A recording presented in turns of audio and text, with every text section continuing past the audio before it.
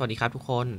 ก็ตั้งแต่ในช่วง work from home ที่ผ่านมานะครับที่หลายๆคนเนี่ยก็เริ่มทำงานหรือว่าเรียนจากที่บ้านเป็นส่วนใหญ่ซึ่งผมเองเนี่ยก็เป็นหนึ่งในนั้นครับทำให้ในช่วงนั้นนะครับตัวผมเองเนี่ยก็ได้มีการจัดห้องหรือว่าจัดพื้นที่ทำงานเนี่ยค่อนข้างบ่อยเหมือนกันครับเพื่อให้บรรยากาศในการเรียนหรือการทำงานเนี่ยไม่น่าเบื่อจนเกินไปแต่ในตอนนี้นะครับที่รูปแบบการเรียนของผมเนี่ยกลับไปเรียนในแบบออนไซต์เนี่ยทำให้พื้นที่โต๊ะทำงานของผมที่เดิมจากเคยใช้นะครับปัจจุบันเนี่ยก็ไม่ได้ใช้งานกลายเป็นแค่โต๊ะที่ใช้ในการวางของต่างๆไปเรียบร้อยแล้วครับวันนี้นะครับผมจะพาทุกคนเนี่ยมาจัดโต๊ะทำงานกันในสไตล์มินิมอลนะครับของน้อยๆแต่น่าใช้งานและที่สำคัญเนี่ยงบประมาณในการจัดในครั้งนี้นะครับจะต้องไม่แพงอีกด้วยซึ่งจะเป็นยังไงกันบ้างเนี่ยก็ไปดูกันได้ในคลิปนี้เลยครับ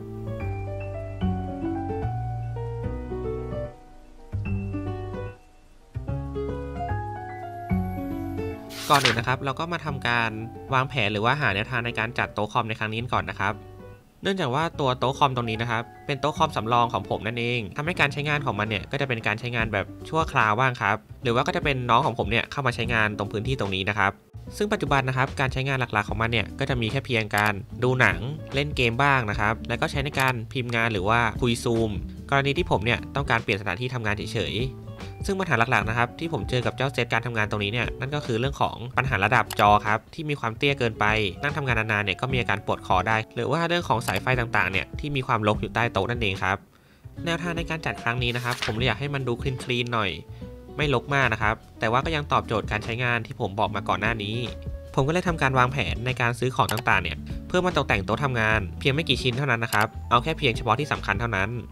โดยสิ่งของที่ผมทำการสั่งซื้อมาเนี่ยก็จะมีแท่นวางจอคอมไวเลสชาร์เจอร์แผ่นรองเมาส์โคมไฟสำหรับตกแต่งนะครับแล้วก็ตัวรางเก็บสายไฟนั่นเองซึ่งของทั้งหมดที่ผมสั่งมาภายในวันนี้นะครับก็ใช้งบทั้งหมดเพียงไม่เกิน 1,000 บาทเท่านั้นเองสำหรับคนที่สนใจของต่างๆที่ผมซื้อมานะครับผมก็ได้แนบลิงก์ในการสั่งซื้อเนี่ยไว้ใต้คลิปนี้แล้วนะครับแล้วก็ต้องโน้ตไว้ก่อนนะครับว่าของทั้งหมดในคลิปนี้เนี่ยผมจ่ายเงินซื้อเองทั้งหมดนะครับแต่ถ้าเกิดสปอนเซอร์เจ้าไหนอยากเข้าเนี่ยก็ติดต่อเข้ามาที่เมลด้านล่างนี้ได้เลยขั้นแรกเนี่ยเราก็เริ่มมาจากการเคลียร์โต๊ะทั้งหมดก่อนดีกว่านะครับ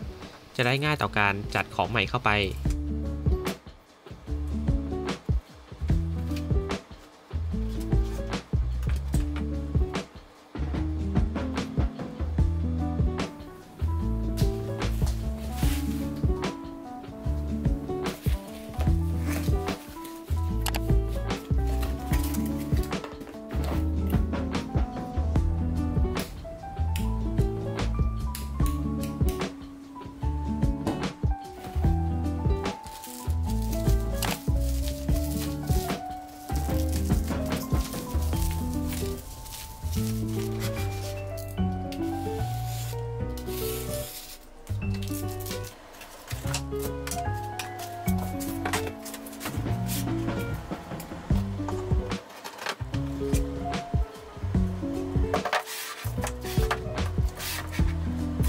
หลังจากมีแท่นวางจอมาเนี่ยก็ทำให้สเปซบนโต๊ะเนี่ยมีความเป็นสัดส่วนมากยิ่งขึ้นนะครับนอกจากที่มันจะช่วยทำให้ระดับของจอเพิ่มขึ้นแล้วเนี่ย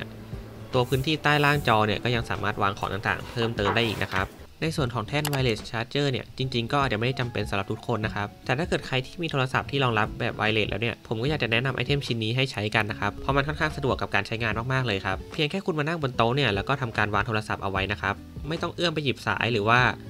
ไม่ต้องหาช่องเสียบปลั๊กเนี่ยก็สามารถชาร์จโทรศัพท์ได้เลยครับอีกหนึ่งชิ้นส่วนสำคัญที่ทำให้โต๊ะคอมของเราเนี่ยดูมีความคลีนแล้วก็มีความสวยงามเพิ่มขึ้นเนี่ยก็คือเรื่องของเดสก์แมทหรือว่าแผ่นรองเมาส์นั่นเองครับครั้งนี้นะครับผมเลือกใช้เป็นแผ่นรองเมาส์ขนาดใหญ่ที่มีเนื้อสัมผัสเนี่ยเป็นเหมือนผ้าสักหลาดนะครับทำให้ตัวโต๊ะของเราเนี่ยดูคลีนดูมินิมอลขึ้นมานะครับแล้วก็ดูเหมาะกับเป็นโต๊ะทำงานมากขึ้นนั่นเองครับ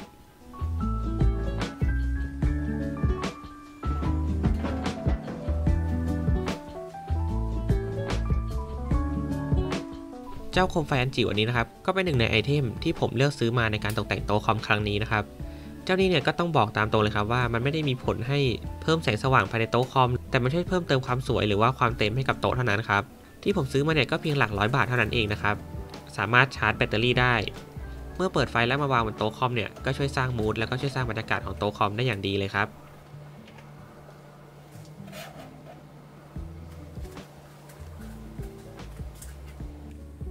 ไอเทมชิ้นนี้นะครับก็เป็นอีกอันหนึ่งที่ผมไปค้นเจอมาจากในห้องนะครับก็คือต้นไม้ปลอมอีเกียนั่นเอง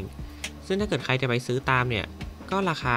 ไม่ถึง100 บาทเองครับสำหรับต่อต้นนะสามารถหาซื้อได้ตามอีเกียหรือว่าตามแอปช้อปปิ้งออนไลน์ได้เลยนะครับเจ้าต้นไม้ปลอมเนี่ยเมื่อวางอยู่บนโต๊ะเนี่ยก็ช่วยทำให้โต๊ะเนี่ยดูมีสีสันมากขึ้นนะครับซึ่งใครที่ไม่ได้ต้องการจะดูแลต้นไม้เยอะเนี่ยต้นไม้ปลอมก็ถือว่าเป็นอะไรที่ตอบโจทย์ครับ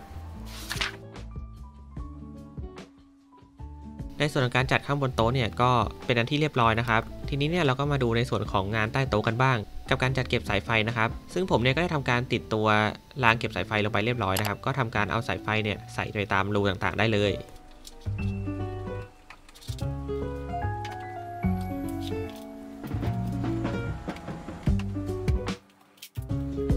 อีกหนึ่งไอเทมที่ผมอยากแนะนำให้มีติดบ้านเอาไว้ก็ดีนะครับก็คือเจ้าตัวที่รัดที่เป็นเหมือนตีนตุ๊กแกแบบนี้ครับสามารถซื้อได้ตามแอปช้อปปิ้งได้เลยนะครับมันสะดวกมากเลยก็แค่ทำการตัดออกมาเนี่ยก็สามารถที่จะเอาไปมัดสิ่งต่างๆแล้วก็ทำการแปะเป็นเหมือนแบบตีนตุ๊กแกครับทำให้มันแกะง่ายแล้วก็จัดสายเนี่ยค่อนข้างง่ายเลยครับ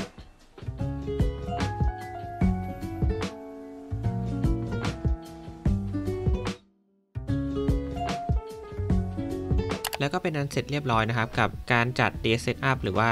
Desk Makeover ในครั้งนี้นะครับผลลัพธ์ที่ออกมาเนี่ยก็นับว่าค่อนข้างพอใจครับอาจจะไม่ได้เป๊ะ 100% ตามที่คิดไว้ทั้งหมดแต่ก็โดยรวมเนี่ยก็ถือว่าประทับใจครับกับมุมการทำงานมุมนี้นะครับซึ่งผมหวังว่าในอนาคตเนี่ยหลังจากที่ทำการจัดเจ้าโต๊ะทำงานตรงนี้ไปแล้วเนี่ยมันจะช่วยชวนให้ผมเนี่ยกลับมาใช้งานพื้นที่ตรงส่วนนี้มากขึ้นนะครับ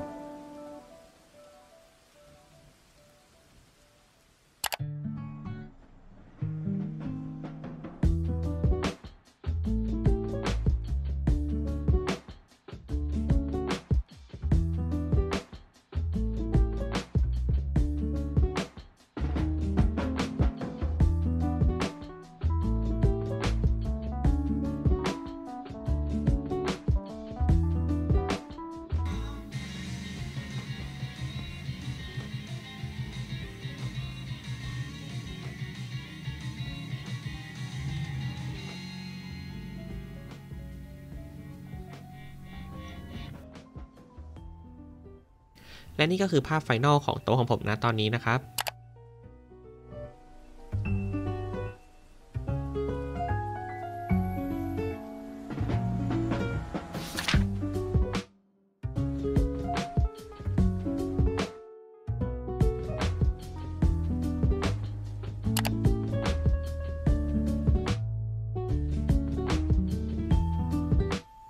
ก็จบไปแล้วนะครับกับคลิปการทำ Desk Makeover หรือว่าการจัดโต๊ะคอมในครั้งนี้นะครับ